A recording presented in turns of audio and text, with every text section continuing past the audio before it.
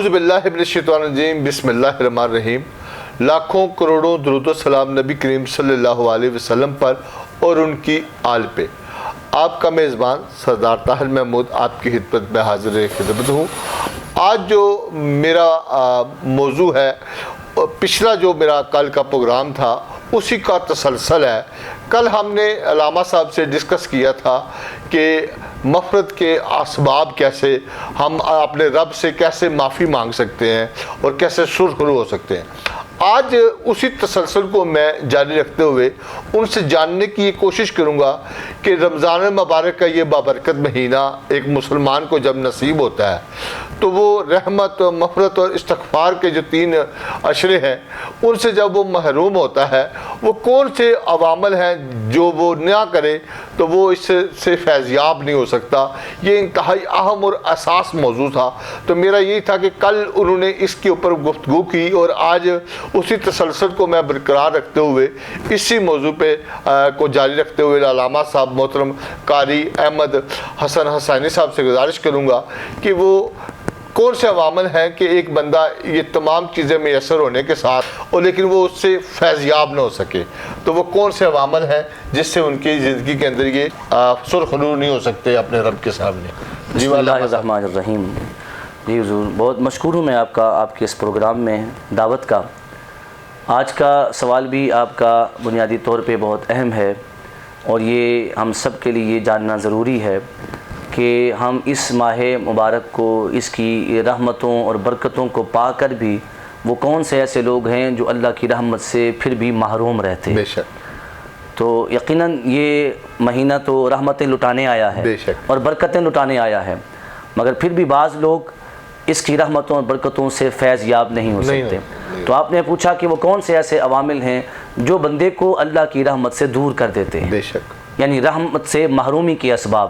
اس حوالے سے عرض یہ ہے کہ بنیادی طور پہ ہر وہ گناہ اور ہر وہ برائی جو انسان اختیار کرے وہ بندے کو اللہ کی رحمت سے دور کر دیتا ہے۔ بے شک، جتنے بھی گناہ ہیں، ہر برائی انسان کو اللہ کی رحمت سے دور کر دیتی ہے بنیادی طور پہ۔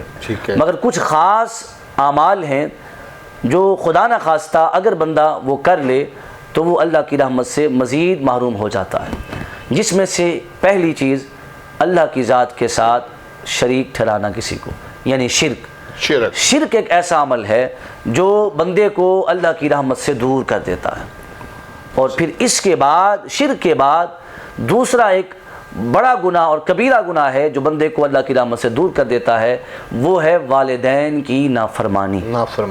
جی، والدین کی نافرمانی ایک ایسا عمل ہے جو بندے کو اللہ کی رحمت سے دور کر دیتا ہے۔ یعنی بندہ نماز پڑھتا ہو، قرآن پڑھتا ہو، لیکن والدین کا نافرمان ہو، جی، جو اللہ کی رحمت کو نہیں پا سکتا، اللہ کی رحمت کا مستحق نہیں بن سکتا۔ اب آپ دیکھیں حدیث مبارکہ میں ہے، آقا کریم علیہ الصلوۃ والسلام نے ارشاد فرمایا، جبریل امین علیہ السلام اس ماہ مبارک میں، حدیث پاک طویل ہے مگر وقت کو ملحوظ خاطر رکھتے ہوئے میں صرف اپنے جو پوائنٹ کی بات ہے وہ یہاں رکھوں گا۔ کہ حضور فرماتے ہیں کہ جبریل امین علیہ السلام حاضر خدمت ہوئے اور انہوں نے کہا کہ یا رسول اللہ، دعا کی، یا رسول اللہ وہ شخص اللہ کی رحمت سے دور ہو جائے جو اس ماہ مبارک کو پائے اور اس مہینے کو پا کر وہ اس اپنے والدین دونوں یا دونوں میں سے کسی ایک کو راضی نہ کر سکے، آقا وہ اللہ کی رحمت سے دور ہو جائے۔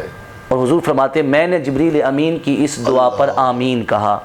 آپ خود اندازہ کریں اس دعا کی قبولیت کا کہ جس دعا کو مانگنے والا فرشتوں کا سردار اور جس دعا پر آمین کہنے والے نبیوں کے سردار ہیں۔ بے شک۔ تو معلوم ہوا جو اللہ کی رحمت سے دور ہے وہ شخص جو اپنے والدین کا نافرمان ہے، جس نے اپنے والدین کا دل دکھایا، انہیں ناراض کیا، اپنے عمل سے اور اپنی زبان سے، اپنے لہجے سے کسی بھی طرح سے والدین کی نافرمانی کا سبب بنا، وہ اللہ کی رحمت سے دور ہو جاتا ہے۔ تو ہمیں چاہیے ہم اس بے ادبی سے ہمیشہ بچتے رہیں، ہمیشہ اپنے والدین کے فرما بردار بنیں۔ اور حدیث پاک میں حضور نے ارشاد فرمایا، رضا الربی فی رضا الوالد و سخط الربی فی سخط الوالد۔ حضور نے فرمایا کہ والد کی رضا میں رب کی رضا ہے اور والد کی ناراضگی میں رب کی ناراضگی ہے. تو جو رب کو راضی کرنا چاہتا ہے اسے چاہیے کہ وہ اپنے والدین کو راضی کرے. بے شک. تو یہاں خصوصیت کے ساتھ میں اپنی نوجوانوں کو یہ پیغام دینا چاہوں گا کہ یہ انٹرنیٹ کا دور ہے، سوشل میڈیا کا دور ہے. ہمارے نوجوان انٹرنیٹ اور سوشل میڈیا سے اتنے کنیکٹ ہیں کہ ان کے پاس اپنے بوڑھے والدین کے پاس بیٹھنے کے لیے بھی ٹائم نہیں ہے. نہیں. اس قدر مصروف ہیں، اس قدر مہم ہے دنیا کی اس رعنائیوں میں کہ بوڑھے والدین ترس جاتے ہیں کہ میرا بیٹا آ کر مجھ سے چند کلمے پیار کے بول لے، مگر ہمارے پاس اس کے لیے بھی ٹائم نہیں ہوتا. اس بڑھاپے کی عمر میں والدین کو اولاد سے اور کچھ نہیں چاہیے، فقط چند میٹھے بول اولاد آ کر یہ پوچھ لے ابا جی آپ کیسے ہیں، اور ان کے پاؤں دبا لے اور چند محبت بھری باتیں کر لیں، والدین اسی سے راضی ہو جاتے ہیں. تو میں نوجوانوں سے میرا یہی پیغام ہے کہ اس ماہ مبارک کی برکتوں سے فیض یاب ہونا چاہتے ہیں تو اپنے والدین کو ٹائم دیں، ان کے پاس بیٹھیں. یعنی آپ کا جو کہنے کا مقصد ہے، پہلا شرک، جی جس نے شرک کیا اللہ کی رحمت سے معروم ہو دور ہو گیا. دوسرا والدین کی نافرمانی. بالکل ایسے. تیسرا کون سا ہم جو آپ بیان کریں گے؟ تیسرا جو آپ نے پوچھا اللہ کی رحمت سے محرومی کا سبب، وہ ہے قطع تعلق ہونا. رشتہ داروں کے ساتھ بغیر کسی وجہ کے تعلق کو توڑ دینا. تعلق 3 دن تک، حدیث مبارکہ میں حضور نے ارشاد فرمایا کہ مسلمان کے لیے یہ لازمی ہے، مسلمان کو چاہیے کہ وہ 3 دن سے زیادہ اپنے مسلمان بھائی سے ناراض نہ ہو. تو یہ جو تعلق توڑنا ہے، رشتہ داروں سے قطع تعلق ہونا ہے، یہ ایک ایسا عمل ہے جو بندے کو اللہ کی رحمت سے دور کر دیتا ہے. یعنی کہ جو لوگ اپنے عزیز و اقارب سے، بہن بھائیوں سے، جی، کہ چھوٹی چھوٹی باتوں پہ اس نے مجھے بیٹی کا رشتہ نہیں دیا، بیٹی کا رشتہ نہیں دیا، یا فلانی چیز اس نے مجھے نہیں دی، یہ پلاٹ مجھے نہیں دیا، یہ کسی اور کو یہ گاڑی، اس چھوٹی چھوٹی باتوں پہ جو ناراضگی کا اظہار کرتے ہیں، ایک دوسرے سے دور ہو جاتے ہیں اور تعلق توڑ دیتے ہیں. ملنا جلنا ایک دوسرے کی شکل تک نہیں لوگ دیکھتے. بالکل ایسے ہی ہے. تو یہ تعلق توڑنا ایک ایسا عمل ہے کہ بندے کو اللہ کی رحمت سے دور کر دیتا ہے. اور حضور نے ارشاد فرمایا کہ تعلق توڑنے والا جنت میں داخل نہیں ہوگا.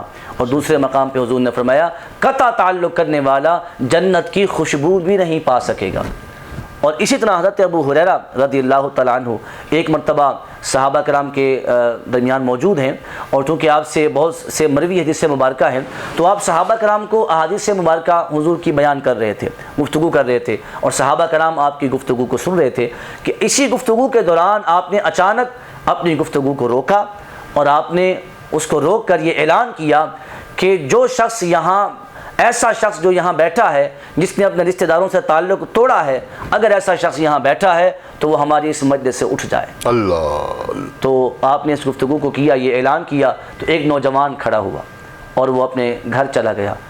اس کی پھپھی اس سے ناراض تھی اور اس نے اپنی پھپھی سے تعلق توڑا ہوا تھا، اور وہ فوراً گیا، اپنی پھپھی جان سے معافی مانگی، اپنی پھپھی جان کو راضی کیا، اور پھر اس نے یہ سارا ماجرا بیان کیا کہ میں حضرت ابو ہریرہ رضی اللہ تعالیٰ عنہ کی خدمت میں تھا.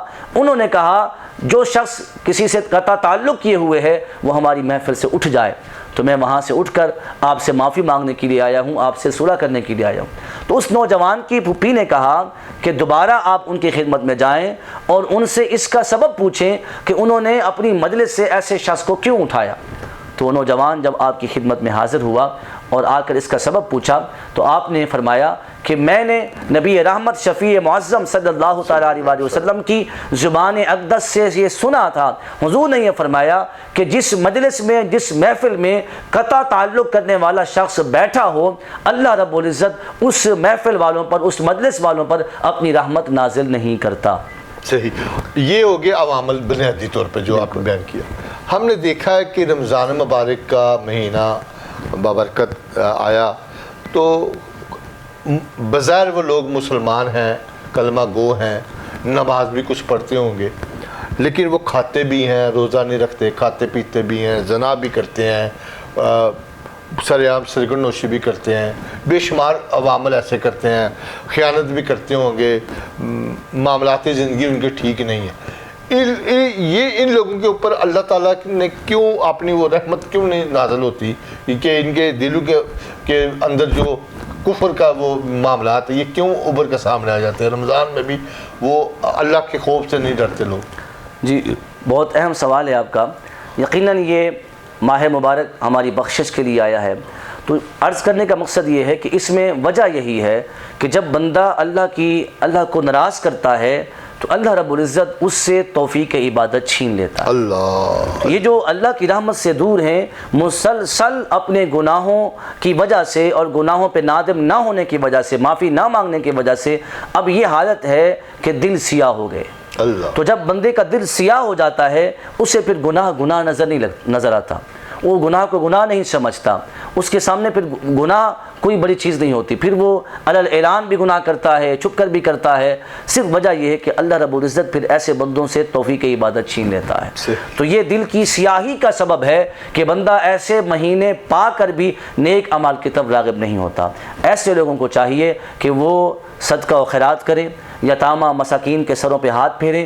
اس سے ان کے دل نرم ہوں گے اور اللہ کا خوف ان کے دل میں آئے گا اور اللہ سے معافی مانگے تاکہ ان کے دل نرم ہوں اور نیکیوں کی طرف ان کے دل راغب ہوں. صحیح. یعنی شیطان بے شک اللہ تعالیٰ نے جکڑ بھی دیا اور رمضان میں, اس کے باوجود بھی ان کے اندر کا شیطان زندہ رہتا ہے. کیونکہ مسلسل پورا سال جب شیطان کیونکہ حدیث پاک میں حضور نے ارشاد فرمایا کہ شیطان تمہارے رگوں میں ایسے دوڑتا ہے جیسے تمہاری رگوں میں خون دوڑتا ہے. تو جو کہ وہ گناہوں کی اثر سرایت کر چکا ہوتا ہے, تو اس ماہ مبارک میں تو جب تک وہ اللہ سے معافی نہ مانگے اللہ پاک انہیں توفیق عبادت نہیں دیتا.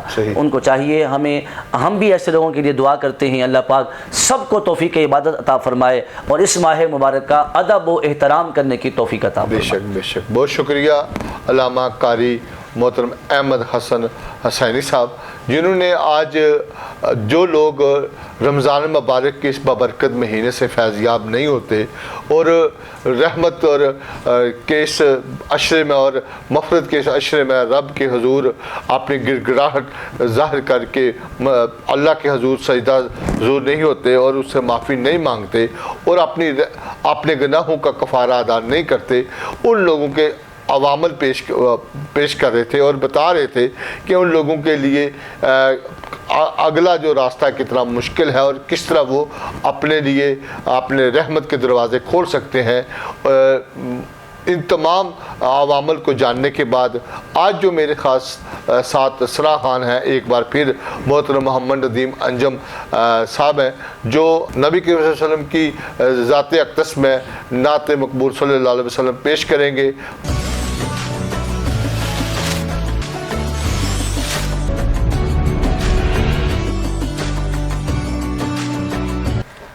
ہاں مل جاں بڑ یار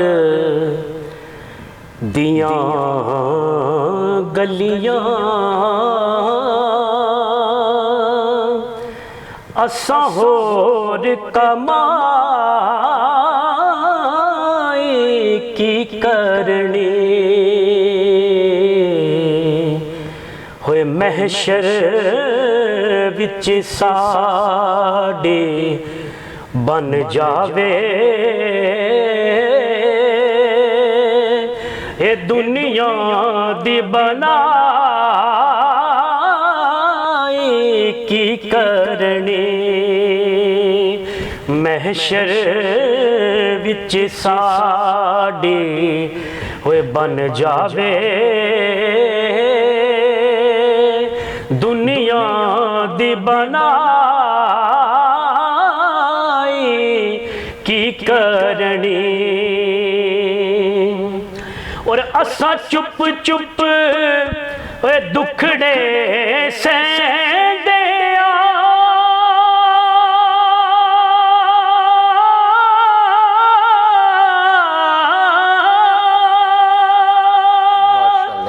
دنیا نو کچھ نہ کہندے دنیا نو کچھ نہ کہندے اسی نام ماہی دا لیندے اساں ہور دوہائی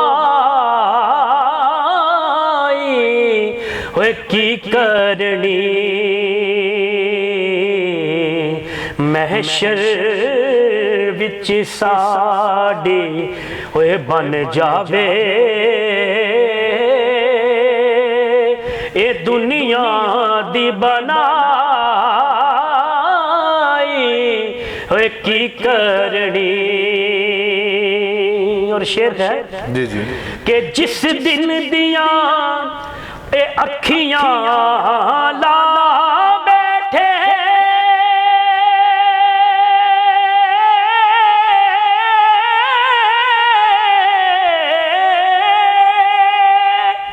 اکھیاں دا چین